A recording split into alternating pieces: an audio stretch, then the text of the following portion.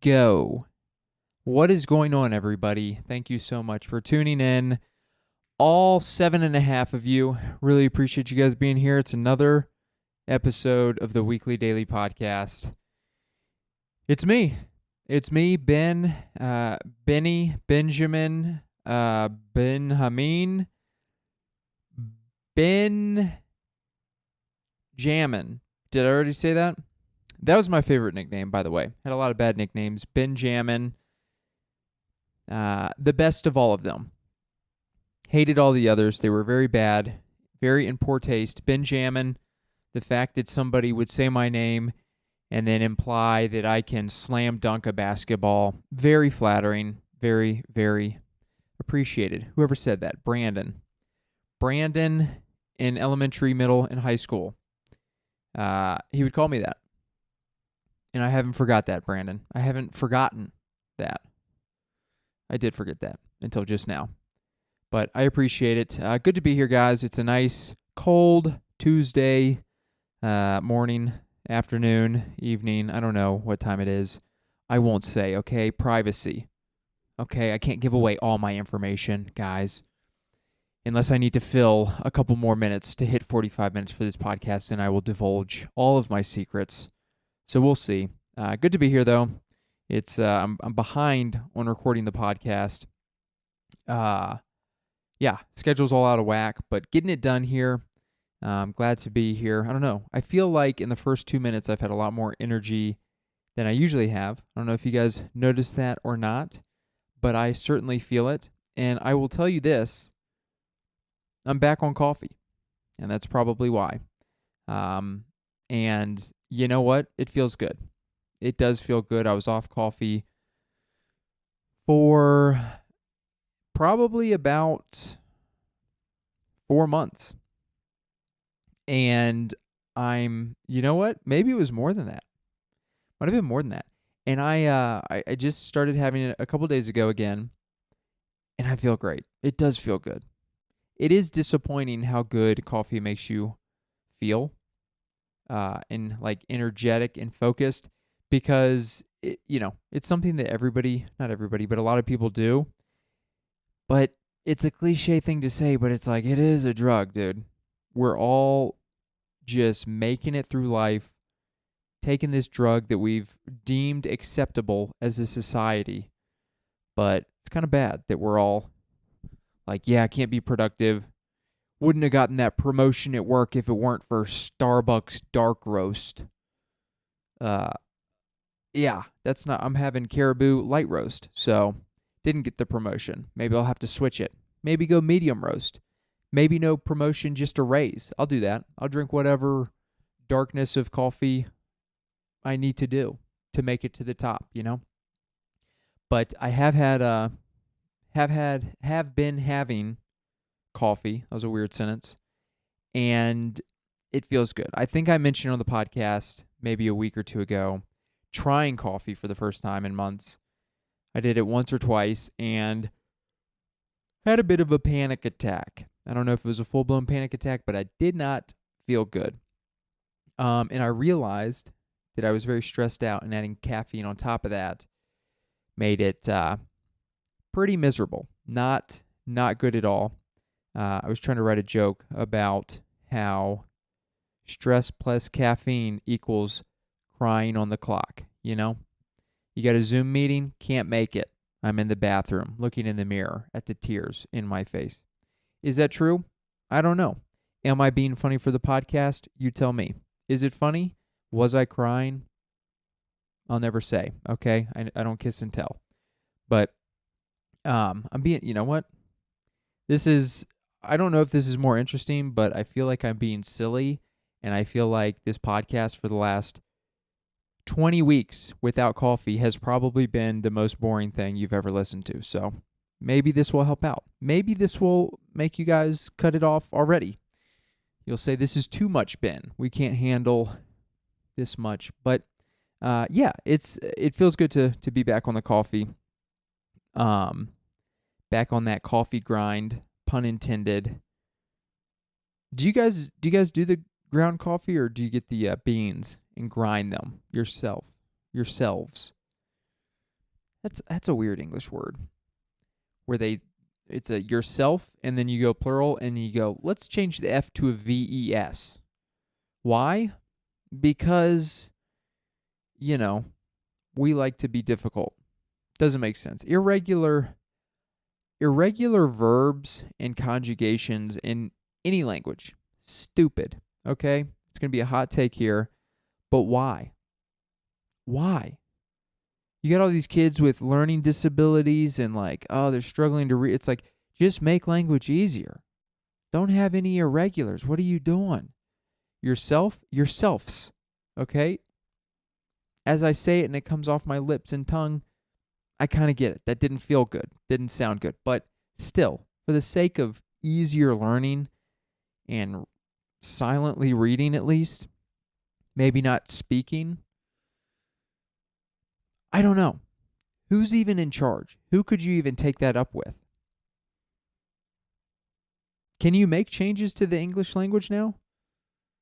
Could I get like a what do you call it?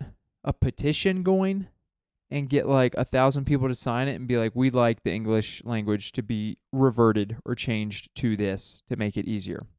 Who do you even take that up with? The president? There's not a president of the English language, is there? I don't even know. Who would you just go to like colleges, go into the literature English departments and just start boycotting?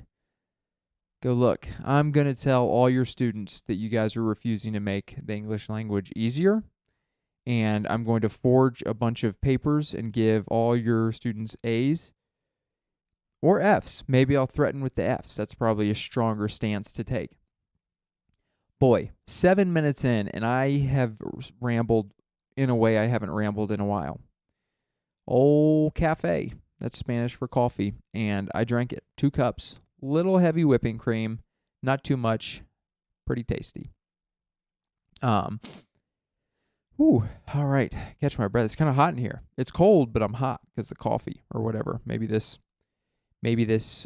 sweater, zip up, whatever it's called. I'm speaking way too fast. You guys probably think I'm legitimately on drugs, not just caffeine. Maybe I am. I don't know. I don't kiss and tell, like I told you guys. But I am wearing, I'm not sure if I wore this in a past episode, but it's new coat epoxy zip up that I got. And you know what? Haven't worn it in about a month. It's been sitting on a chair right in front of me because I've worn it a couple times, and 100% of those times somebody has been like, I don't like it. And, it hurt my feelings a little bit, and I felt a little bit of a way about it. And, I'll be honest, personally, thought I nailed it with this purchase.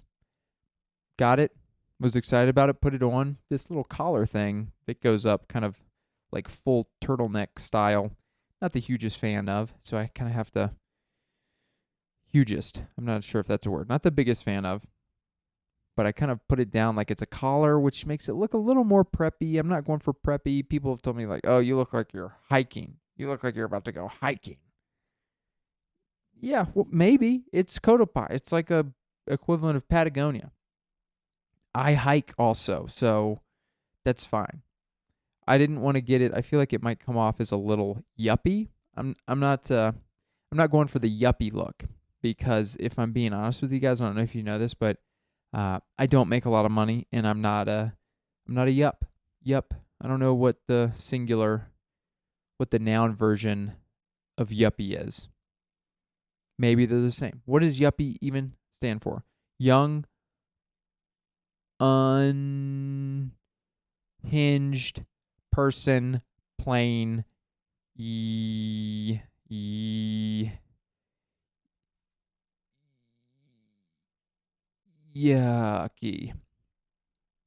Young, okay, I can't even remember what I said. It was dumb, and I apologize. And guys, look, this is how you know comedy is hard, because it's difficult to be funny off the top of your head. So if you think that comics are going and being funny off the top of their head for every single set they're doing with stand-up, you're wrong.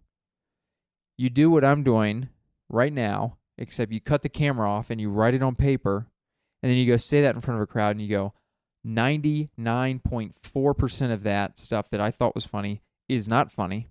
And then you take that 0.6% and then you try to add to that. And then you just do that for like years and years and years. And then you're like, oh, I have 12 minutes of material that I have figured out that works about 83% of the time. And you know what? That's pretty good. You want 100, but let's be honest. It's hard. Comedy's hard. Being funny is difficult. And look, I've said this too many times already, but I need to drink more coffee. This is unhinged, but it has to be more interesting than whatever in the world I've said for the last 3 months. And I'm probably going to run out of steam in about 43 seconds. So if you made it through the first 10 minutes, that's probably better than usual. But yeah, the coffee's been good. You guys, let me know in the comments. Go to YouTube. If Spotify, like I said, you can comment on there, but I can't respond, which is obnoxious. So go to YouTube. Leave a comment. What kind of coffee do you guys drink? I've been doing the light roast because I've heard there's more caffeine. And I'm just so used to the dark roast that trying to explore different options, trying to new taste, broaden my horizons. But let me know what kind you drink. I think I've posed this question on the podcast a long time ago, but what kind of roast do you do, and what brand do you go with? You all big into the Starbucks, the generic kind of brands, or you have some hidden gems out there? Let me know. Would love to hear. But yeah, what else is going on in my world? It snowed. I feel like I talk about that all the time, but it's March, end of March, which isn't weird here in Colorado. It snows all the time, but it's been like 60, 70 degrees over the last couple weeks. And then we randomly got, 6 inches of snow on Sunday night. And it was like 19 degrees. It was very cold.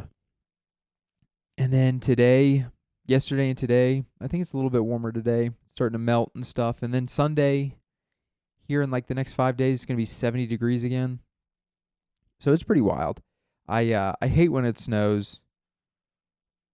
For the most part, it can be nice sometimes, but I'm in much more of a running routine at the moment, and yeah, just not being able to run outside is a bit of a bummer, and it really digs into and messes up that routine.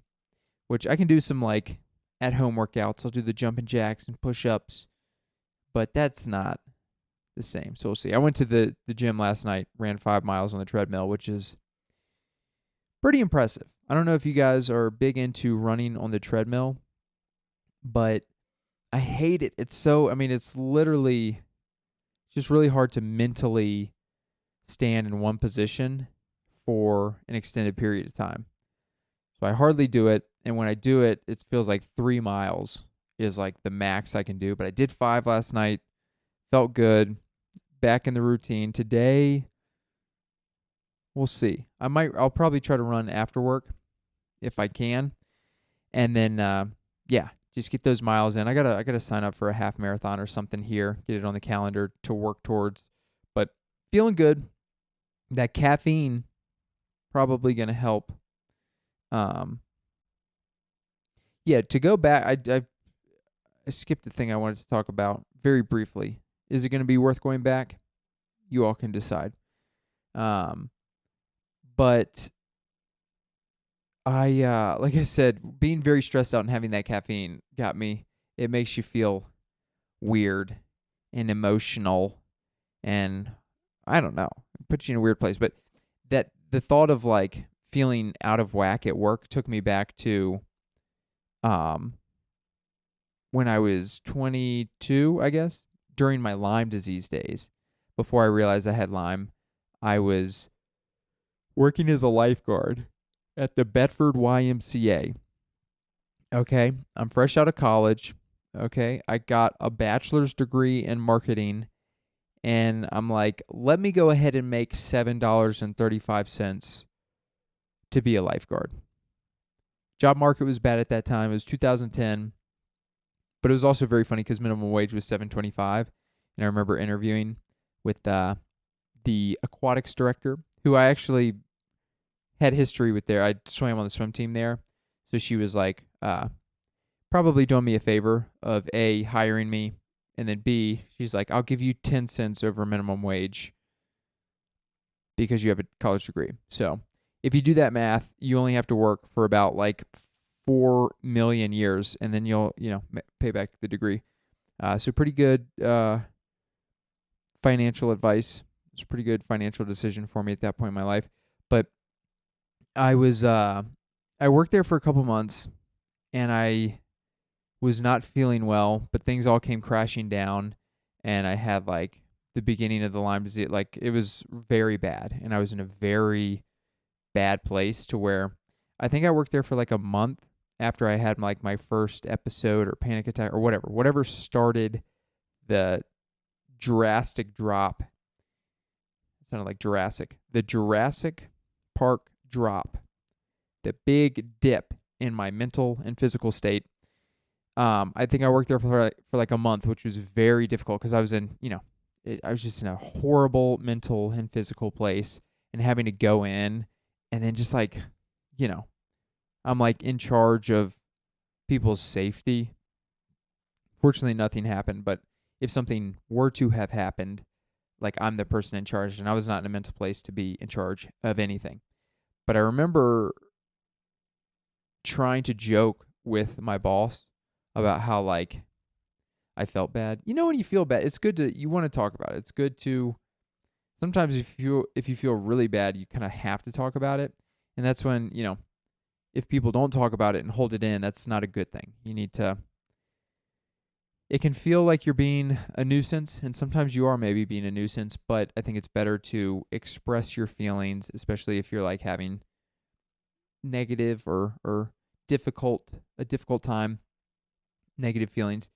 It's good to air that out, so you don't feel so lonely and alone. But anyways, I was feeling crazy, so I like had to talk about it, and I was trying to joke about it with my boss. And I remember walking into her office, and I was like, "Man, I feel like a real punk right now." But like, I said it, and as I like got halfway through the sentence, I like started crying a little bit. And boy, was that embarrassing. I was just like, boy, I feel like a real punk right now. And I just was like, oh, I gotta go. My shift's over. I'll see you tomorrow, maybe. But yeah, crying at work, boy, that ain't good. That's that's a tough way to bounce back. If your colleagues see you crying, oh man, it's a tough one. So don't get stressed and drink a lot of coffee, and don't get Lyme disease. Those are my tips for you. Again, was it worth going back to tell that story? Probably not. That's okay. I like I said, worked out last night. I've been running a lot recently, trying to get those miles in, build it up. Ran at the gym last night, a rec center, as a visitor. I went in, got a free visitor pass, which the rec centers are pretty inexpensive, apparently, like $30 a month, and you get access to all this stuff.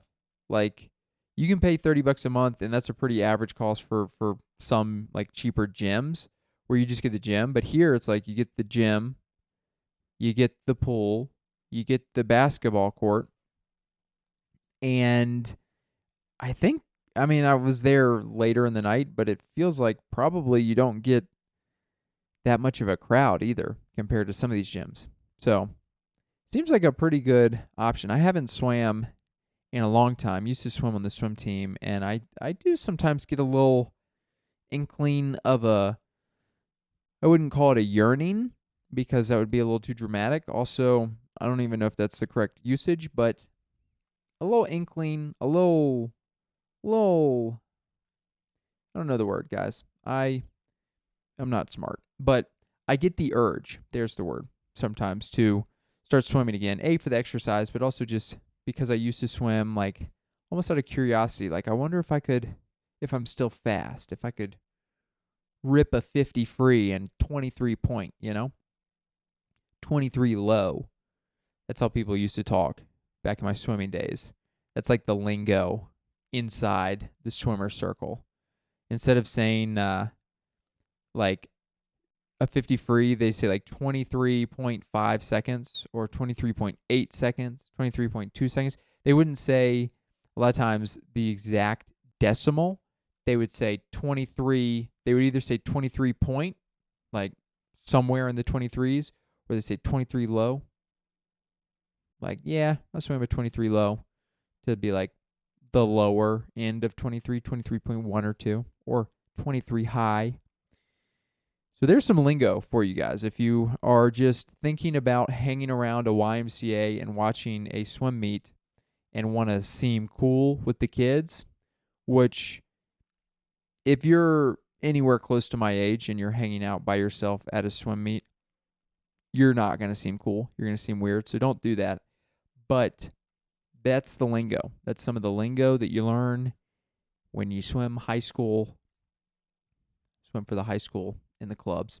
But I do think about this sometimes, I would love to get back in for the good exercise. I feel like it would wake you up too when you get in like the water. It's really like a shock to the system to wake you up. But there's so many steps to it, which is like, the first step is just like, okay, it's hard enough to just like exercise in general, let alone when you add layers of difficulty, aka, hey, I got to get there, I got to go to the locker room, I have to change into swimming trunks, I have to go out, I have to mentally psych myself up because this water is cold and I don't want to jump in, but I have to jump in. And then a lot of times you have to share the lane with strangers. So you're like, you're swimming there half naked with, 3 old people beside you that you're like, I now it's awkward because I want to pass them because they're going slow, but is that rude? I don't want to talk to people, but now I have to talk to people. And then, once you've done that, the extra steps of taking a shower and stuff, they're extra steps, but you've already done this stuff, so it's not as bad, but a lot of steps. And, yeah, must be nice to be rich and just be like, I have my own pool or whatever, and I can swim all the time. And all those steps kind of go out there. Like if you have a backyard pool that's long enough to swim in, you're just like, yeah, just hop out. Just go in there. Bop, bop, bop. Got a hot tub right beside. That would be tight. Maybe one day. But at my current salary and trajectory, a pool, unless it's an above ground pool, probably not in the cards. Maybe, we'll see. I don't know. How much does a pool cost? I feel like it's probably 50 to 100,000. And that's a lot of money. You know what? I would like to buy a house for 100,000. But the way money is going in inflation, I don't think that's really a possibility anymore, unless I'm looking in downtown Detroit. Not downtown. Somewhere in Detroit. I don't know. I don't know why I use that as an example. That's probably true, but I've never been to Detroit, and I don't want to disparage a place I've never been to because that's rude, and it's naive of me to judge somewhere I've never been. Okay, but yeah, did that, worked out last night, and after the workout went to Cava. You guys ever go to Cava? I don't know if it's Cava Mediterranean Grill or whatever. It's like a Chipotle for Mediterranean food. And I hadn't gone since like 2017. I used to go all the time when I worked in Northern Virginia. And that was close to my work and would go there all the time. It's like I'm pretty sure it's a healthy option. I'm sure there's, probably some stuff in there that maybe isn't the best, but it's Mediterranean food. You get like either a rice or salad base, and then you get a meat. You get 3 scoops of their sauces or dips, they call them, which I just got a couple hummus scoops and like a roasted eggplant scoop. And then, yeah, just like some veggies and toppings and stuff, and it was very good. It was very good, and I was still hungry, so I went and picked up some fruit and lentil chips, and I need to get back on track, guys. All healthy-ish stuff, but I need to get back to all natural, cooking only, I still feel good, but I don't want to. It's easy to keep slipping. And you go, okay. When the norm is I'm cooking all natural food at home, then when you quote unquote slip up, maybe you do, a Cava. And you go, hey, that's my cheat, even though it's not that bad, but that's my cheat. But when you start going, all right, well, I'm having Cava or Noodles and Company or like eating at these places that are healthy-ish, but, still eating out. So I'm sure they have a ton of preservatives or whatever, ingredients that probably aren't maybe the best. When that becomes the norm, then when you slip up, you're like, well, let me get like a pie from King Supers and eat that. And then from there, it's just all downhill. So you got to stay in check. And yeah, want to stay in check. But I had that, ate the lentil chips and fruit afterwards. I'll tell you what, dude, I got the fruit and had pineapple. It was like a mixture of pineapple, melons, grapes. And it's been a minute since I've had pineapple, but there were only like 4 pieces in there, and I ate it, and the acidity like tore my tongue up. My mouth hurt. And I was like, boy, I got to step up my mouth game, apparently, because if 4 pineapple is going to make me crumble like a child, then, how am I going to handle something? I don't know. Pineapple's probably about as acidic as you can get, to be honest. I'm trying to think of something that like really rips your body up from acidity or acidity? Is that how you say it? Acidity. The acidicness. You guys get it. All right. Well, you know what's funny? I said in the first 10 minutes, I was like, I'm ripping and rolling. And I've realized since 10-minute mark to now, it's been, I think that coffee is out of my system. I've just gone full boring again. But it was good to eat Cava and enjoyed that. I've done some fun comedy stuff here over the last week. It's been good. I've been working on a little bit today and over the last week or so. I haven't gone to many. I've been to like one open mic in the last 3 weeks, maybe. Not a lot. It's been kind of a hectic up and down last month, and it's okay the open mics, I've talked about it before. I'm trying to get more of the routine of not going. I'm 5 years into comedy at this point, and in the beginning, going to a bunch of open mics is just part of the process. That's what you do at the beginning. That's how you learn how to write jokes. That's how you learn to get a better stage presence, get more comfortable on stage. But as time goes on, the whole mentality of like, I have to be out there all the time is still very much in my head. And I think, important to a certain extent. But also, if you're looking at doing this long term, you have to understand and learn how to balance things. So I'm booked on a lot more shows now, which is great. So I'm still doing things, but a lot of these shows I'm doing, tried and tested material. So I'm not like working out a lot of new stuff. But also like the open mics, I don't need to go necessarily to be like, I need to improve my stage presence. I'm still scared on stage. It's like I'm pretty comfortable on stage. I'm sure everybody, including myself, can improve certain things. But at this point, it's like, again, you're weighing the pros versus cons. Is it worth it for me to go out if I don't have any new material to work on? Is it worth it for me to just go out every night, twice a night, all the time, just so I'm, losing sleep, getting home late, getting myself out of a routine of where I'm able to exercise and cook food that's healthy, this and that? And the answer is no at this point. Sometimes going out there, if I'm working on, like I said, a new joke, if I do want to work, it's just like, hey, it's been a minute, go out there and just like try to come up with something new or crowd work or just have fun, be comfortable on stage. Or if there's like an old bit or just trying to rehearse something. I mean, those are all reasons, or those all fall under the category of like trying to be productive in a certain sense. But I don't think it's that productive for me at this point to just go out to say I went out. So that's where I'm at. With that said, I need to write a bunch more to where I can be going out still very often to these open mics and working through new stuff. The last couple of months, like I said, it's been just creative rut.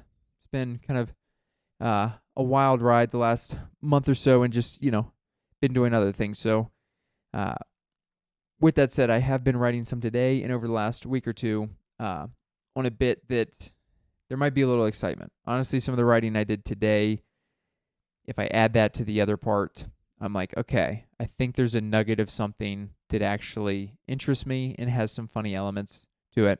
And I don't know if you guys heard that, but that scared me. Bunch of snow fell off the roof right beside me, and I just shivered in real time. I just did you guys got to see Scared Ben in his natural element, just on his couch, just, what is happening? But yeah, writing a joke, trying to write a joke that stems off of a scenario that happened, I think I talked about it on the podcast maybe a couple weeks ago, where I walked out of a movie. I left a movie because somebody came in during the movie by themselves. It just kind of sketched me out. So I left. And so jokes surrounding that situation, and then I'm trying to add jokes about the snacks in movie theaters and just all around all of those topics. And you know what? I'm trying to add a story to it as well, where I almost got beat up in a movie theater when I was like 22, and I asked somebody to be quiet, and they didn't like that, which, if you just hear it in that context, then you're probably like, yeah, well, that's very rude, and he should have beaten you up. But what happened was, to give you kind of the long short version, I was at a movie in my hometown with my college girlfriend and good close buddy, and then there were 2 other people in the theater. That's it, 5 people. And then we're about halfway through the movie, and 4 other people walk in, and they just are talking and yelling the whole time, like just ruining the movie. And I'm not a confrontational person, so, we just kind of, all of us sat there just like really annoyed the whole time. And it just festered inside my head for the whole time until I finally said, hey, can you guys be quiet? We're not in your basement.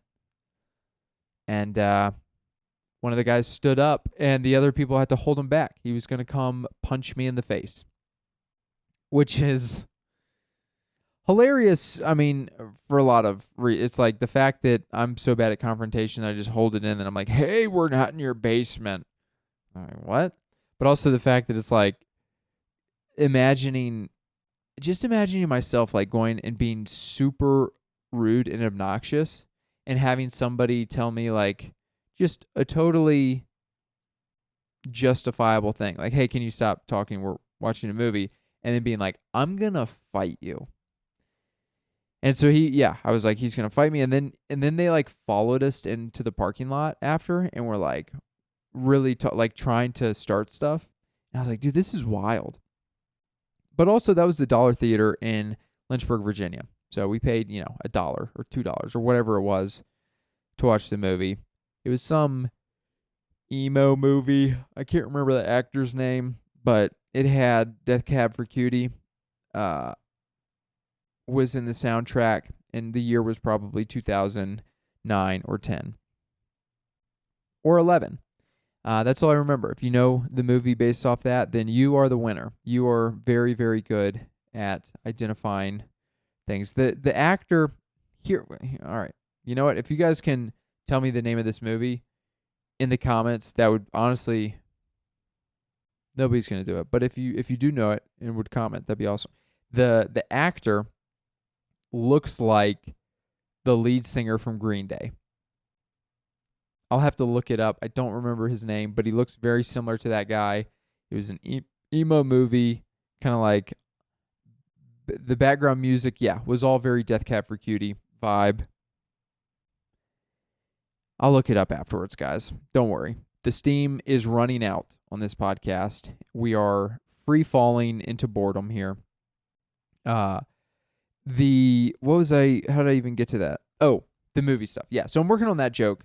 And I feel like I have something worth saying now going out to work on, which is good. Cause like having zero ideas of interest that have any sort of nugget of funny or potential momentum, having zero in your repertoire at any point, especially for an extended period, is pretty embarrassing. It's kind of like, what is wrong with me, dude? Like, if you're writing a lot and you're feeling creative, you can come up with a nugget of an idea every day you write.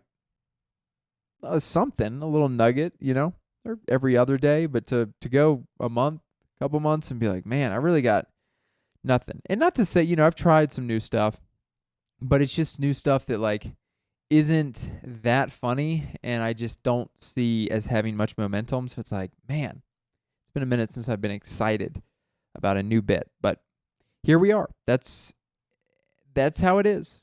I've said it before. That's part of the creative process. Sometimes you go through periods where it's not as funny and you just got to go with the flow. Keep at it. It'll come back around. Even though a lot of times, you go, I don't think it is going to come back around. I think I've lost the funny. It'll come back around. Sometimes it takes longer than others, and that's okay. You just got to don't put too much pressure on yourself. Just keep working at it. It'll come back. At least that's the pep talk I've been giving myself. But yeah, I've been working on that. I did, what shows have I been? Sorry, I'm rubbing my eye. They say not to rub your eyes, but I'll tell you what, it feels good. They're like, whatever cornea, retina, whatever buzzwords they use to get you to not, it's the same with like cracking your knuckles. Don't crack your knuckles. You're going to have arthritis. I've cracked my knuckles since I was 7 years old, and my fingers feel great. Okay?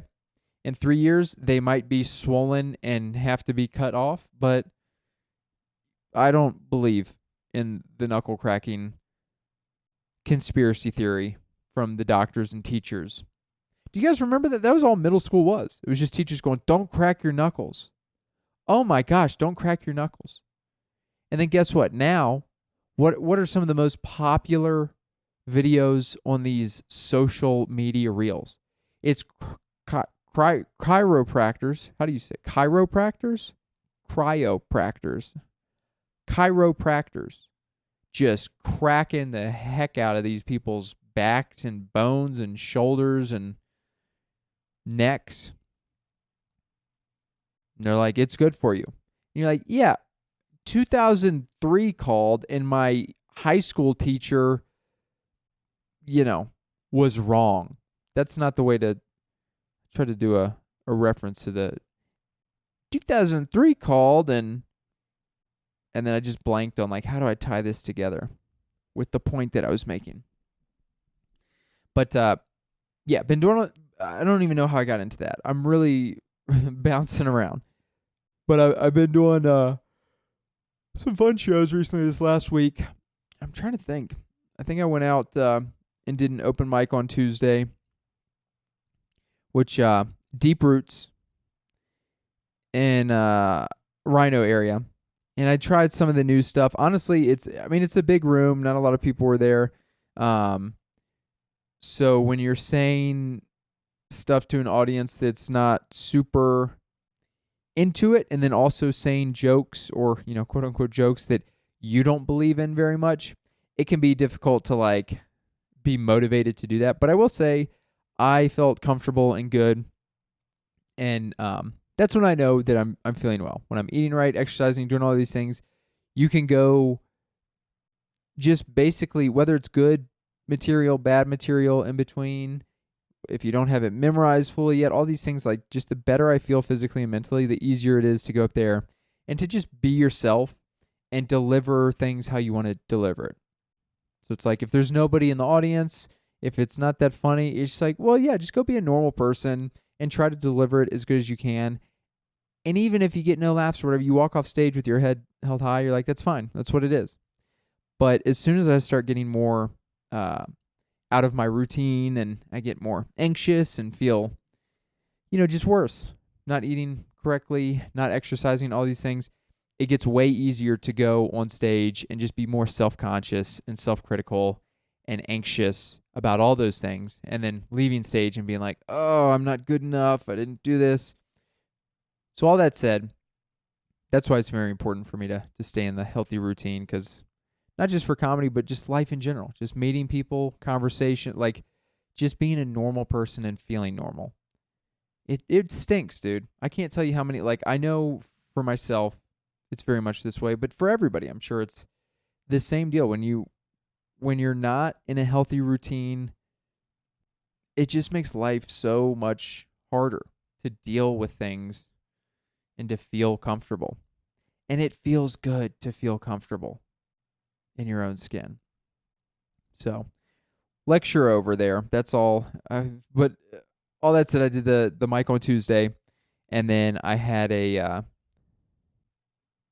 guess I did more than I thought. On Thursday, I did Denver Comedy Underground. Did a 10-minute spot there. I was it was like a last second booking. I wasn't thinking that I was looking for just something to do. Happened to be able to get a spot there. It was okay. Crowd was fun. I was kind of tired and low energy. The set was fine, but I could tell I was like a little low on sleep, and sometimes when you're a little tired, it's just a little bit off. Similar to what I was mentioning before, if I'm like not in a healthy routine, sleep included, which I didn't have a ton of. Then being a little bit lower energy, if the crowd is a little bit more low energy, it's easy to kind of just like match their energy rather than being like, hey, no, I'm going to do my thing no matter how you are as a crowd. Meaning, hey, if I'm going to tell this story that needs a little enthusiasm and like charisma, I'm going to say it like that, whether you are like really invested in laughing or if you're like a little tighter crowd and not fully into it. But I was a little lower energy, so I don't feel like I did that as well as I could or should have on Thursday. With that said, Denver Comedy Underground is one of the best rooms in the city. It was still a very fun show, fun hang to hang out there. So did that Thursday, and then Friday and Saturday I hosted Don't Tell shows at hotel locations in downtown Denver. Those were both fun. First one on Friday was a rooftop that's covered, but like with the plastic tent type thing. So it's not like official or up to code walls or glass or whatever. It's just like a material where it can still get kind of cold. So they have like heaters in there. So it's whatever you want to call that, half covered, kind of covered. But that was very fun. I've done that show there a couple times, and it was very fun. It was a good crowd. They were into it. I felt good. I felt loose. Did 15-ish up top. Threw in some new stuff that, you could tell it was like newer. It's not getting as big a laughs as the tried and true stuff. But I felt very loose, silly in it. The crowd was in it. So I was able to get through it and get a true idea of like, hey, does this have legs or not? And I think some of it does, but I need to keep working on it. So that was Friday. That was fun. And then Saturday also did like a rooftop hotel, or it was like the top floor. So there's like, you could go outside to like the rooftop itself, but this was actually had actual walls and stuff. It was a little tight space. I think 50 people were there, and that was like jam packed. And that was a very fun room. It was a small room, fun crowd. So I had a good time for both of those. Got to see and chat to a couple comics that I haven't seen in a minute. So it was nice to catch up. It's always nice to catch up with your buddies. I'm hosting a bunch of these shows, which means I'm certainly more involved with setting up, breaking down, checking in tickets. So you're a little bit can't hang out as much as other shows if I'm just going to do the show. But when buddies are there and they hang out afterwards or get to talk to them a little bit, it's nice to have those buddies and people that you know a little bit better around, because this is going to sound sadder than it is. It's fine, but it can be a little isolating when you're doing all the host duties and production and setting up checking tickets and stuff, and then you watch everybody else hanging out, all the other comics, and you're kind of like, I want to hang out, but I can't. And then a lot of times comics will leave after they're set, so they're not there afterwards. So it's always nice. I just say that to say it's nice to catch up with comics that I haven't seen in a while. So I got to do that. Sunday, it snowed. It's a pretty lazy day on Sunday. Have been going to a brunch place on the last couple Sundays. Got shrimp and grits. Took me a second to remember what I got, which was very good. Is that good for my diet? I don't know. It's gluten-free. A lot of cheese in there, a lot of carbs, probably some form of sugar that I don't want to know about, but on a limited scale. But that was very good. Did that Sunday. It was a lazy day Sunday. Got to get a lot of stuff done this week. I've got a pretty busy week. Got hosting a show on Thursday for Rotating Tap down at Coal Mine Ave Brewing in Littleton. Going to try to hit a mic tonight, which is Tuesday. Work through some new material. Friday and Saturday, I am hosting 2 shows each night at Looney's Comedy Corner in Colorado Springs. Really excited for that. That'll be my second time hosting there. And going to be staying down there for the weekend, which will be super fun. I'm excited for the weekend. Looking forward to it for comedy and for hang reasons. I was trying to think of reasons in Spanish. My brain doesn't work. But yeah, I'm going to end it there. Thank you guys so much for listening. If this was a more enjoyable episode and if you made it to this part of the podcast, let me know. Leave a comment, like, subscribe, all that stuff. That's super appreciated. It would be really helpful. But also give me input. Like I said, I feel like the first bit of this, some of this was maybe more interesting. I just felt the caffeine running through my veins. So let me know. Should I chug a bunch of coffee before doing the podcast from now on? Will that make it more interesting? Let me know. With that said, though, thank you so much for listening. I appreciate you guys hanging in there, and I will see you guys again next week.